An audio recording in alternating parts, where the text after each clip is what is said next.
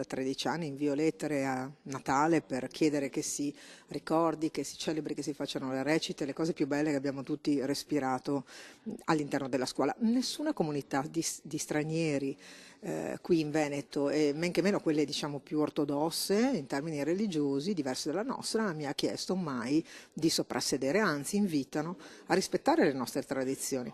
Nessun fedele di religioni diverse da quella cattolica si è mai mostrato offeso o contrariato dal presepe o da recite e canti natalizi nelle scuole venete. A farlo presente l'assessore regionale all'istruzione Elena Donazzan, che ha ricoperto la carica per gli ultimi 13 anni senza mai ricevere una sola segnalazione in merito. È quindi tempo di sfatare questo falso mito. Invita: i nemici del Natale cristiano non sono gli stranieri né i fedeli di altre religioni.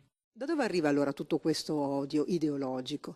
Probabilmente proprio dall'ideologia, cioè da quelli che a tutti i costi vogliono negare radici, tradizioni e anche spiritualità. Aggiungo anche che mi fa tristezza pensare che qualcuno, un insegnante in particolare, possa non pensare che il presepe invece è una buonissima forma di integrazione, di conoscenza della nostra cultura e anche della nostra religione. Ben 546 scuole, informa Donazzan, hanno concorso al bando indetto dalla Regione, che concede 250 euro agli istituti per realizzare il presepe. Un simbolo che ha valore anche al di là del culto, sostiene l'assessore, come modello di rispetto della tradizione nella quale viviamo, anche per chi proviene da altre parti del mondo o professa un'altra religione.